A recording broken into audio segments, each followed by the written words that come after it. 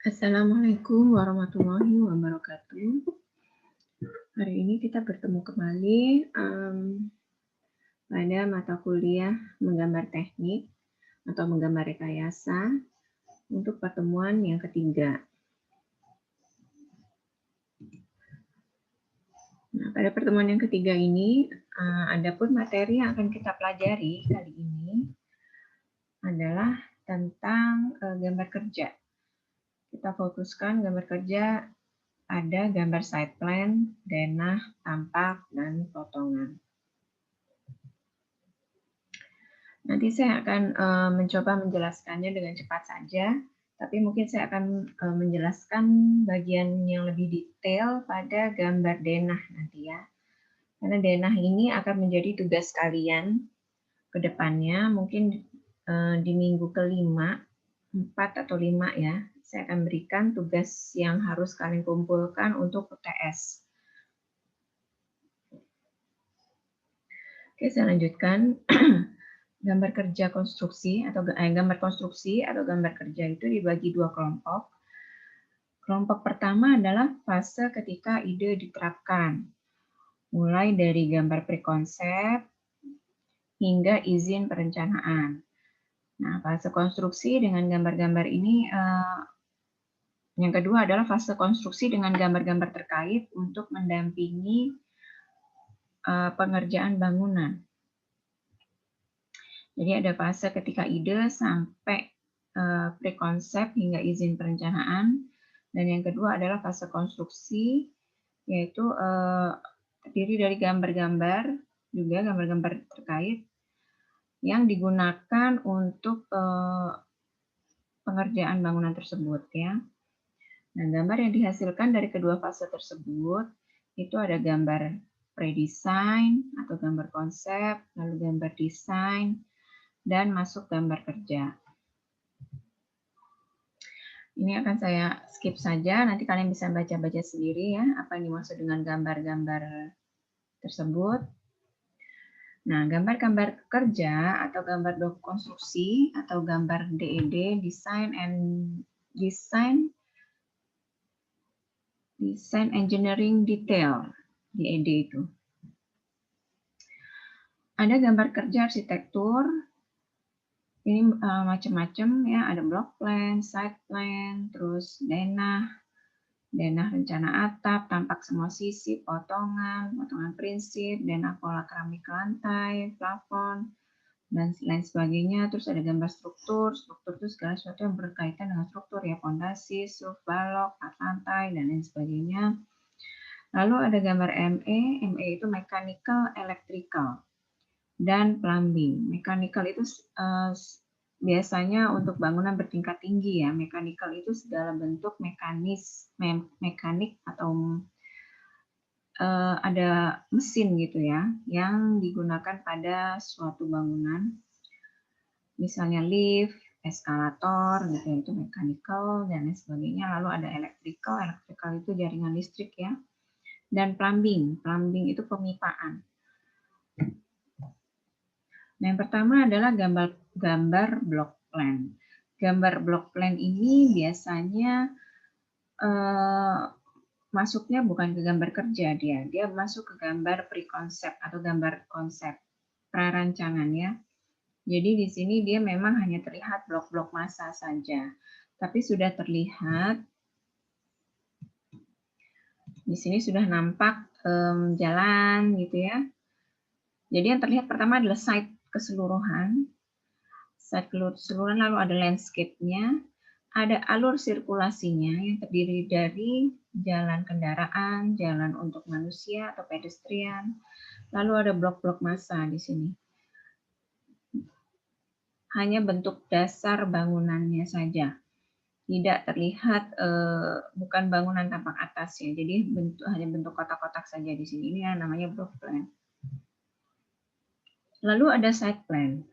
Site plan ini gambar dua dimensi yang berupa denah atau tampak atas yang dilengkapi dengan lingkungan. Jadi lingkungannya terlihat. Lingkungan itu adalah tetangga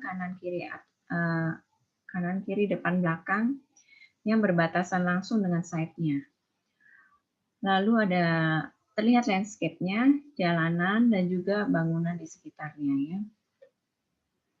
Apa bedanya dengan block plan, site plan dan block plan?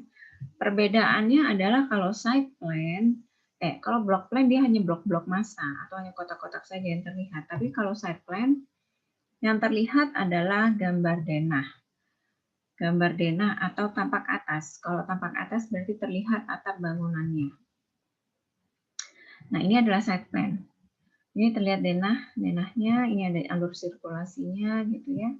Ada landscape-nya, tapi ini agak kurang lengkap karena tidak terlihat lingkungan di sekitarnya.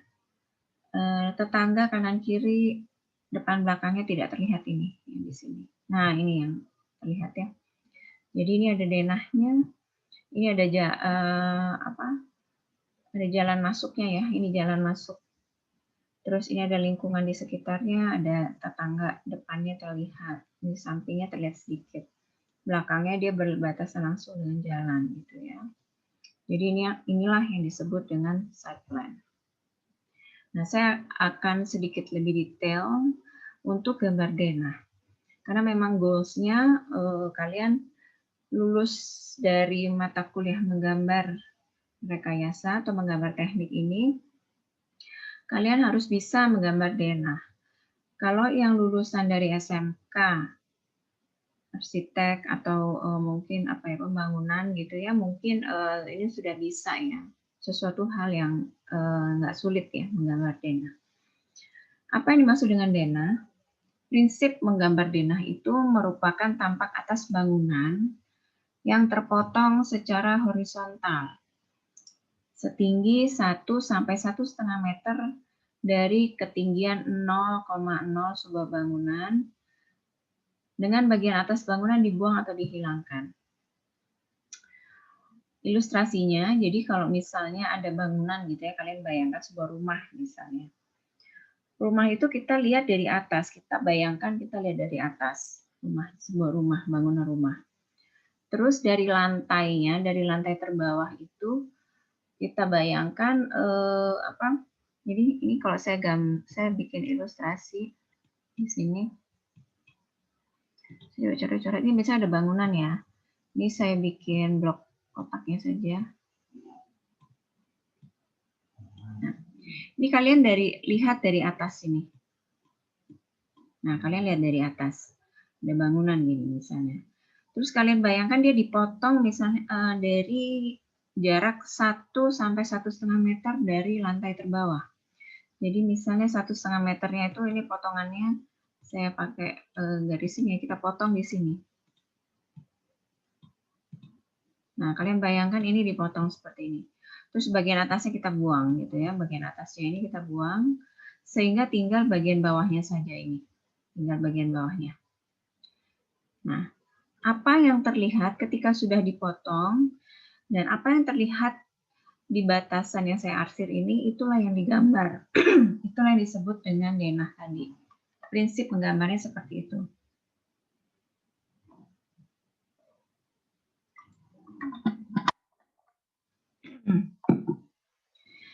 Ilustrasi ini mudah-mudahan bisa dipahami ya.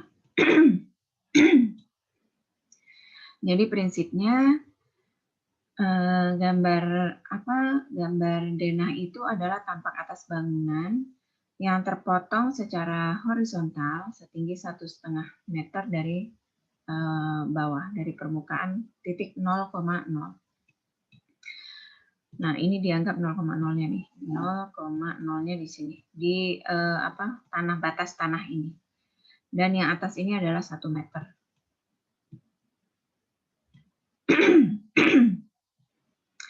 Kenapa kita harus menggambar denah? Kira-kira fungsinya apa? Ini fungsinya pertama untuk melihat fungsi ruang.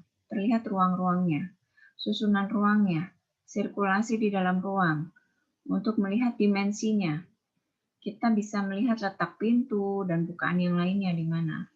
Kita bisa lihat isi ruangannya apa saja.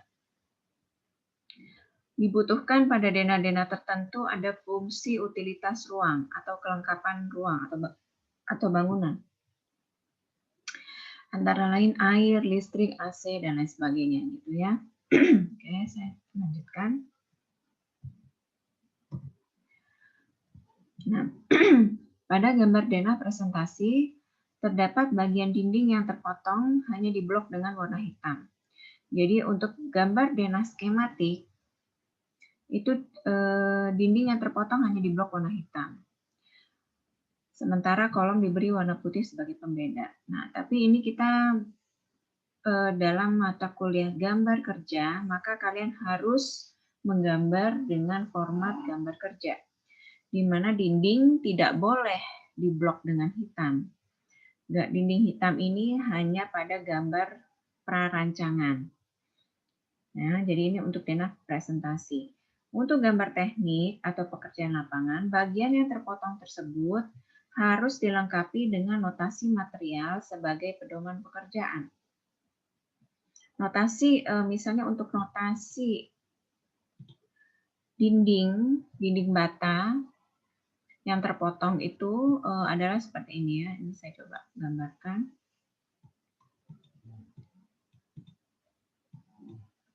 Nah, ini seperti ini. Jadi ada dua garis seperti itu ya, tipis saja. Yang sebelahnya juga tipis saja.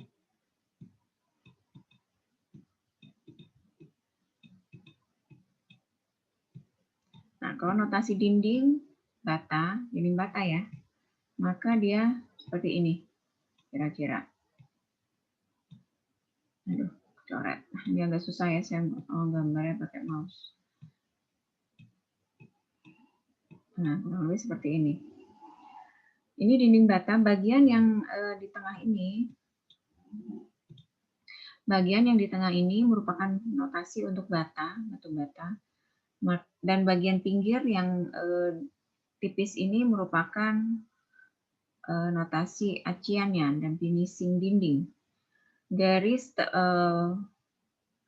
panjang, titik putus-putus yang garis panjang, titik ini menotasikan atau melambangkan bahwa ini dipotong gitu ya.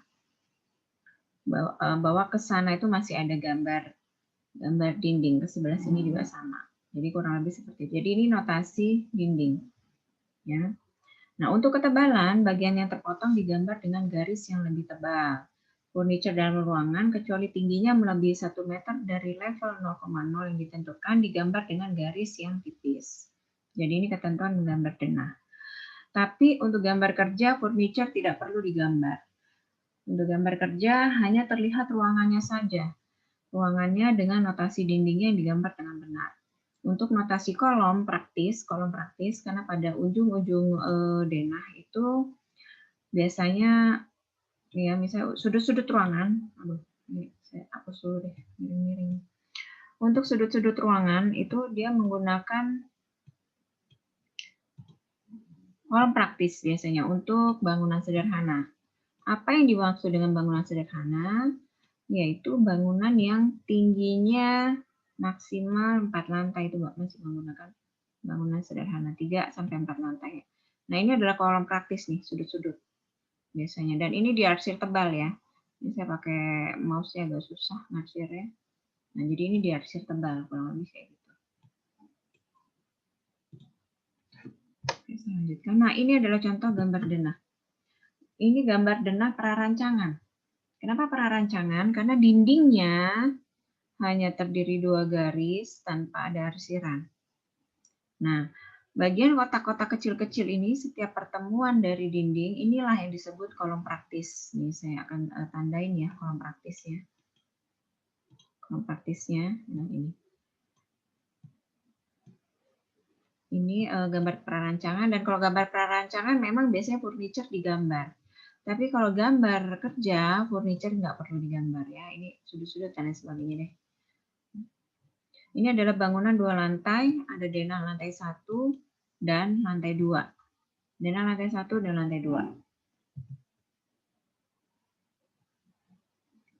Ini contoh gambar denah yang lain. Nah, kalau di sini, ini ada arsiran dindingnya, tapi karena gambarnya kecil, jadi tidak terlihat 2 lapis yang kecil, garisnya ini. Kalau kita zoom, gambar yang ini tadi, saya zoom, saya perbesar, maka seperti ini notasi dinding untuk gambar kerja. Jadi kita lihat ya, notasi dindingnya seperti ini. Ini notasi kolom praktis, kayak gini. Kotak-kotak di tengah ini adalah pola lantai. Lalu untuk kamar mandi, ini adalah notasi dinding kamar mandi. Karena dinding kamar mandi sedikit berbeda dengan dinding biasa, dinding pasangan bata biasa.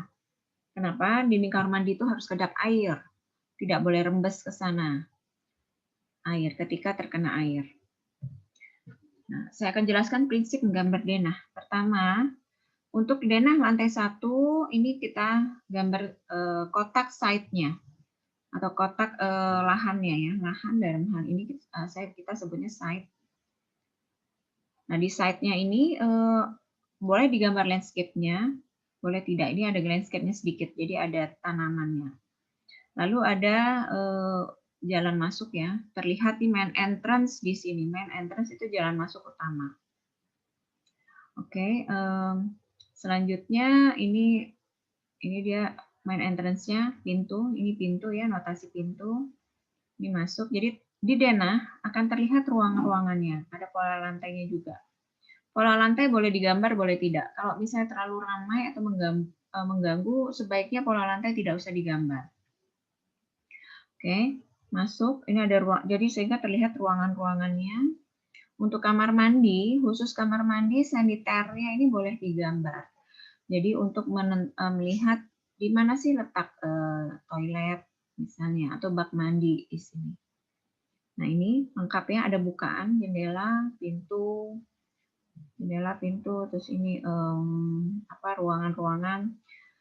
Lalu ada nama ruangan. Di setiap ruangan ada nama ruangan, teras, ruang tamu, ini mungkin dapur, kamar tidur 1, kamar tidur 2, kamar mandi. Jadi kelengkapan gambar denah, selain notasi dinding, pintu, jendela, terus ada notasi nama ruangannya.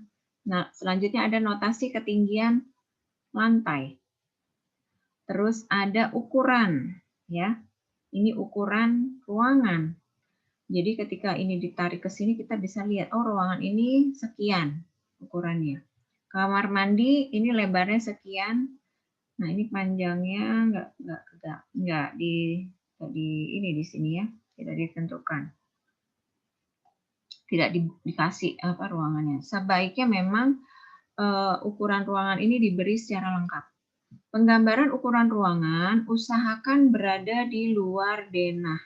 Sehingga bagian denah ini clear dari ukuran-ukuran. Karena sedikit mengganggu kalau gambar denah ini juga full dengan ukuran gitu ya. Jadi sekali lagi usahakan menggambar ukuran berada di luar denah atau di luar side-nya ini, di pinggir-pinggir seperti ini, sehingga gambar akan lebih rapi. Ini saya zoom. Ini adalah notasi pintu yang secara detail. Ini notasi jendela seperti ini. Berapa sih Bu misalnya? Lebar pintu, macam-macam. Untuk pintu utama sih pada umumnya 90 cm. Pintu-pintu di dalam rumah biasanya 80 ya, pintu-pintu kamar, gitu ke teras. Pintu kamar mandi sih biasanya lebih kecil 70 cm. Jadi ada 90, 80, 70. Tapi misalnya ada orang saya pengen pintunya besar, saya bikin 1 meter ya boleh aja. Karena pintu itu custom ya. Custom itu dalam artian dibuat sesuai pesanan. Dibuat sesuai desain.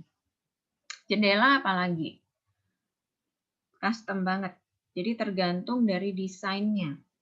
Mau kalian bikin per 60 boleh, per 80 atau full. Ini saya jendelanya mau gede gitu ya, silakan aja full gitu. Jadi sekali lagi tidak ada standar tertentu untuk ukuran jendela. Ketinggiannya memang kalau untuk pintu paling tidak minimal 2,1 meter ya. 2,1 meter itu standar minimalnya. Dari segi estetika bagus, terus dari segi orang keluar masuk juga sudah pasti bisa nyaman ya, nggak terantuk kepalanya gitu karena lebih dari 2 meter.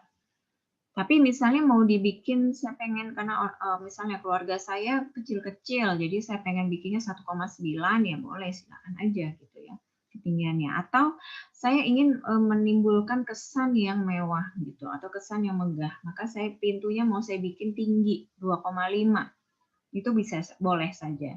Pada bangunan-bangunan tertentu, misalnya hall atau bangunan-bangunan convention, nah itu pintunya akan dibuat tinggi-tinggi dan besar-besar gitu ya. Jadi sekali lagi tergantung dari kebutuhan dan juga desainnya. Jangan sampai juga pintunya jadi terlihat aneh atau secara estetika nggak bagus gitu ya. Jadi ini adalah prinsip gambar denah. Nah, di sini ada penomeran. Penomeran ini sebenarnya boleh pakai, boleh tidak. Penomeran lebih mudah digunakan pada bangunan-bangunan bertingkat. Kalau bangunan satu lantai, saya rasa sih nggak terlalu penting ya menggunakannya, tapi digunakan juga boleh. Boleh pakai, boleh tidak. Ini penomoran kolom. Nih, jadi ini 0,2. Terus ini 0,2, 0,3-nya di sini, ini nomor 4, ini nomor 5 gitu ya. Kalau lihat gambar besarnya, 0-0-nya di sini. Ini 1, 2, 3, 4, 5, 6. Ini menunjukkan notasi kolom. Oke, saya lanjutkan ke gambar tampak. Tampak adalah wujud bangunan secara dua dimensi yang terlihat dari luar bangunan. Nah, ini merupakan hasil proyeksi ortografis dari gambar denah tadi.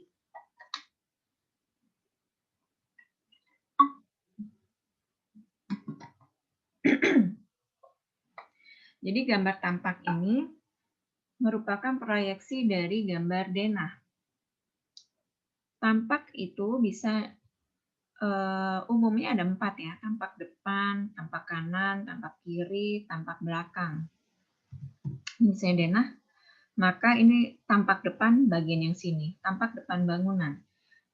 Kita harus bisa membayangkan dengan denah ini tampak depannya seperti apa. Maka untuk memproyeksikannya, kita tarik garis satu-satu. Garis di mana beloknya itu satu-satu, lalu proyeksikan juga bukaannya di mana, ada jendela itu di mana saja. Ya, pintu, jendela. Ini tampak depan. Tampak samping kanan, maka kita proyeksikan dari garis-garisnya, dari garis-garis sudutnya ini juga sama. Tampak kiri kita proyeksikan dari sebelah kiri denah, ini kirinya. Dan belakang sebelah sini. Kalian juga harus bisa bayangkan seperti apa nanti bentuk atapnya, sehingga kalian juga proyeksikan ke bentuk atapnya. Fungsinya adalah untuk menunjukkan dimensi bangunan ya, kira-kira bangunan itu seperti apa ya, tingginya kurang lebih proporsional nggak antara atap dengan badan bangunan, lalu menunjukkan desain eksterior bangunan. Terus ada warna dan material serta estetika. Nah, gambar tampak dapat dinamai sesuai dengan yaitu tadi. Bisa dengan arah mata angin, misalnya tampak utara, tampak timur, barat, selatan, atau bisa seperti yang tadi saya contohkan. Bisa tampak depan, kanan, kiri, belakang, gitu ya. Nah, ini adalah contohnya. Misalnya ini tampak timur atau tampak depannya seperti ini. Nah, kita menentukan ini garis-garis dinding ini adalah dari proyeksi denah tadi. Begitu juga dengan atapnya. Kita proyeksikan. Gitu kan, ini tampak selatan. Nah, ini gambar tampak yang lain. Ini tampak depan. Ini bangunan 2 lantai ya. Tampak depan, ini tampak belakang. Contohnya, contoh gambar. Untuk gambar desain engineering detail atau DED, memang dia atau gambar kerja dia harus detail. Ada ketinggian dan ini adalah notasi dari material. Tapi nanti kalau yang kalian gambar itu tidak perlu ada notasi materialnya. Cukup bisa memproyeksikan gambar tampak saja. Potongan. Nah, selanjutnya ada gambar potongan. Potongan itu adalah gambar dari suatu bangunan yang dipotong vertikal pada sisi yang ditentukan. Dan ini tertera pada denah, garis potongan ini. Dan memperlihatkan isi atau bagian dalam bangunan tersebut. Fungsinya menunjukkan struktur bangunan, dimensi tinggi ruang, detail struktur, arsitektural, dan interior. Nah, untuk kriteria penggambaran, potongan itu kurang lebih sama dengan denah, bagian yang terpotong di garis tebal dengan notasi material bila merupakan gambar kerja. Kita kembali ke denah ya. Prinsip gambar potongan. Oh ya, satu lagi. Di gambar denah itu harus ada garis potong untuk menentukan nanti potongan itu gimana. Garis potong misalnya saya mau potong di sini nanti, maka kita kasih gambar, kita kasih garis seperti ini. Nah, ini adalah garis potongnya. Di sini, misalnya di sini ya, ini pas dinding saya kayaknya. Menariknya. Ini menunjukkan bahwa untuk gambar potongan itu nanti, gambar potongan itu ada yang memelintang dan membujur ya. Jadi satu lagi misalnya di kamar mandi, gini. Di sini. Gitu. Menunjukkan, ini potongan A ya. Ini potongan B. Bahwa gambar potongan yang nanti akan disajikan pada gambar kerja ini ya akan dipotong di area sini. Kalian bayangkan ini bangunan, terus dari atas sampai bawah dipotong gitu di sini. Dipotong literally, benar-benar dipotong. Ketika ini dipotong, lalu bagian yang bawah kita buang, ini bagian yang ini karena ini panahnya menunjuk ke atas. Ini panahnya menunjuk ke atas, maka yang dibuang adalah bagian yang bawah. Kita bayangkan setelah bangunan itu dipotong, kita berdiri di area sini, maka apa saja yang terlihat? Dari atas, dari atap sampai fondasi itu apa aja yang terlihat? Ini kalau panahnya menuju ke atas, seperti di gambar ini. Tapi kalau panahnya menuju ke bawah, maka kita sudut pandangnya dari sini, dari atas ke bawah gitu ya. Nah, karena ini panahnya menuju ke atas, maka sudut pandangnya dari posisi sini kita melihat ke arah sana. Begitu juga dengan potongan yang B. Kita bayangkan bangunan ini dipotong di garis ini, lalu bagian sini kita buang, kita melihat dari titik sini ke sana. Maka apa saja yang terlihat? Ketika suatu bangunan dipotong, maka kan dalemannya kelihatan kan, strukturnya terlihat. Rangka atapnya terlihat, kolom-kolom balok-baloknya terlihat, fondasinya terlihat dari atas sampai bawah kita bayangkan. Dan itulah yang digambar. Garis dindingnya mana saja yang terlihat, maka itulah yang digambar. Itu adalah gambar prinsip gambar potongan. Contoh gambar potongan itu seperti ini. Ya, jadi ini ada bangunan dipotong sehingga terlihat rangka atap, dinding. Ini dinding-dinding yang nampak gitu ya, lalu ada fondasinya. Dan gambar potongan itu dilengkapi dengan notasi ketinggian. Ini notasi ketinggian dari fondasi misalnya. Ini lantai. Terus ini ketinggian dari lantai ke atap, garis atap. Ini atapnya di sini. Terus juga terlihat materialnya apa saja. Nah, ini ditulis materialnya semua secara lengkap gitu ya. Selengkap mungkin. Informasi yang tertera di potongan ini harus selengkap mungkin. Oke, nah ini gambar potongan yang lain.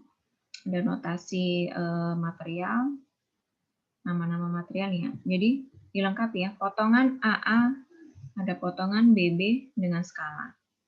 Oh ya, untuk penggunaan skala. Bangunan yang kita gambar pada kertas pasti menggunakan skala. Skala itu menunjukkan bentuk bangunan secara real, tapi digambar dengan lebih kecil karena biar cukup di kertasnya. Ya, jadi bagaimana menghitung skala? Biasanya bangunan itu ketika di site ukurannya kan menggunakan meter ya, 1 meter, 2 meter dan lain sebagainya. Ketika diskalakan, kita kita jadikan meter itu menjadi sentimeter. Misalnya ukurannya 10 meter kali 5 meter. Kecil banget ya site-nya ya. Misalnya 10 kali 10 deh. 10 meter kali 10 meter itu sama dengan 1000 cm kali 1000 cm. Nah, 1000 cm itulah yang diskalakan. Skala gambar beragam, tergantung kebutuhan. Bisa 1:200, atau 1:100, atau 1:50. Kalau 1:50, maka 1000 cm tadi dibagi 50. Nah, itulah yang digambar pada denah, pada kertas gitu ya. Sehingga yang digambar pada kertas itu adalah gambar setelah diskalakan, tergantung skala yang mau kita gunakan. Kita tentukan skalanya berapa ya tergantung kertasnya dan tergantung kebutuhannya. Misalnya untuk gambar yang detail, maka skalanya harus besar agar detailnya terlihat dengan jelas. Bisa menggunakan skala 120 atau 150.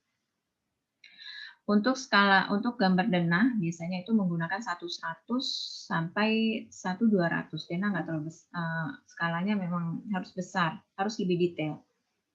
Tapi untuk side plan itu bisa 1:200, 1:400 gitu ya.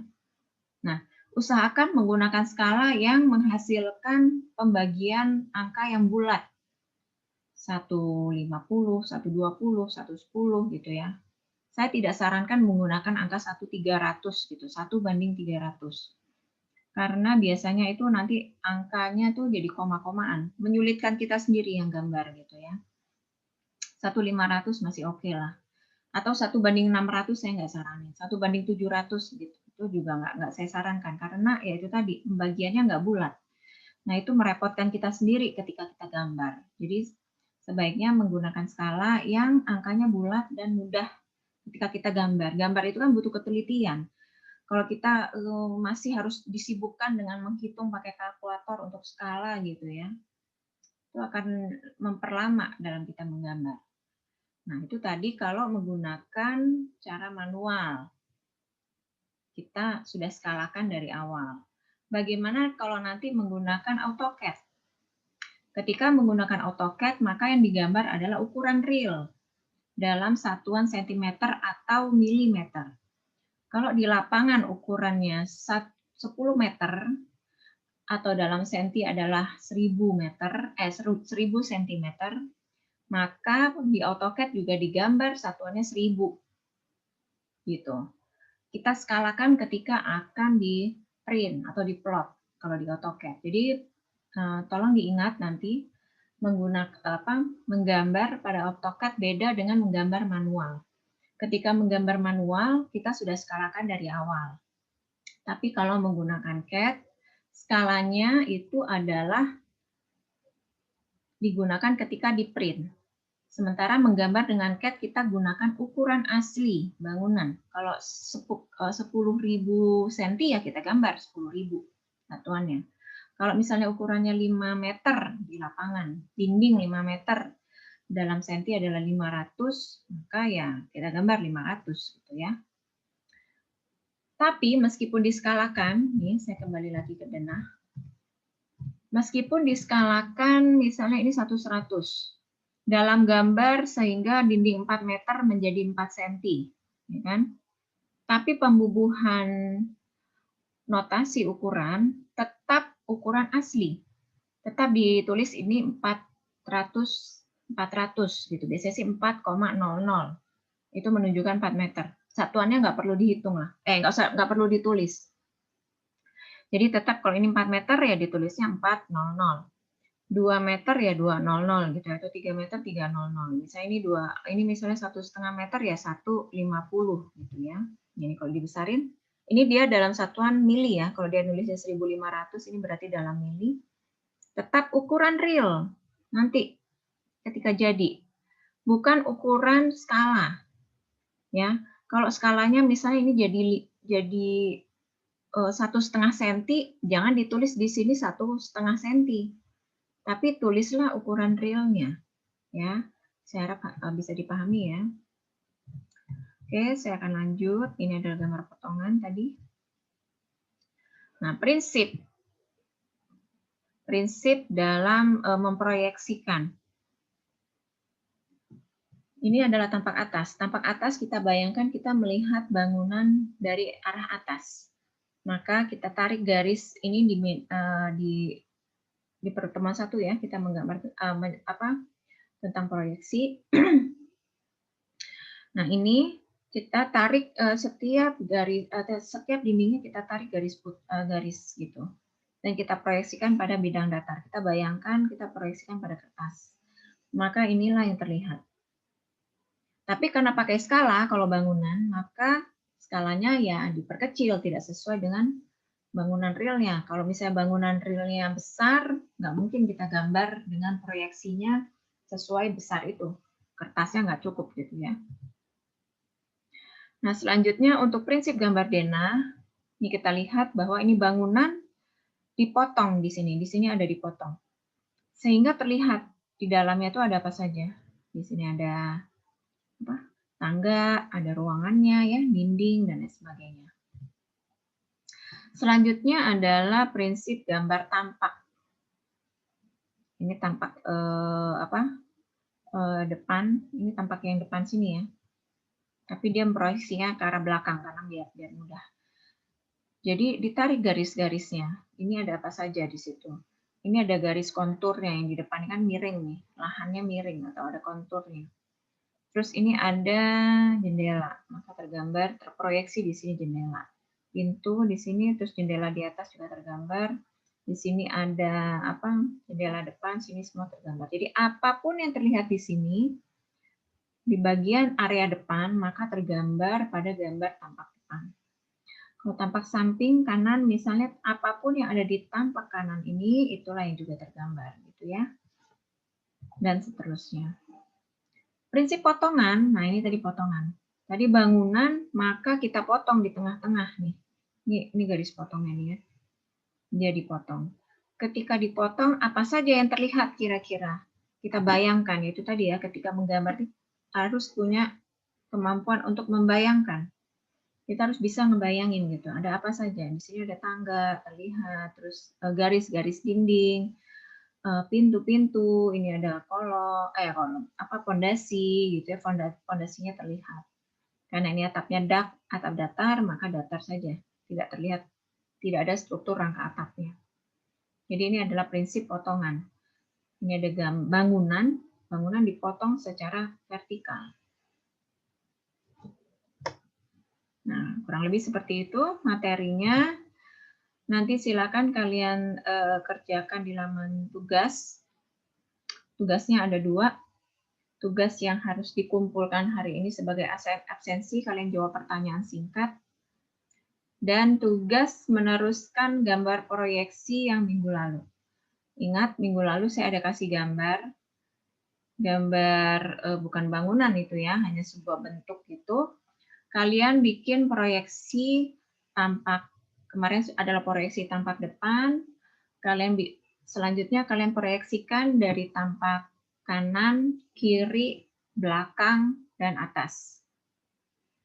Oke, sekali lagi, tugasnya ada 2. Yang pertama, tugas yang harus disubmit hari ini sebagai absensi, kalian jawab pertanyaan singkat yang ada di laman tugas 1.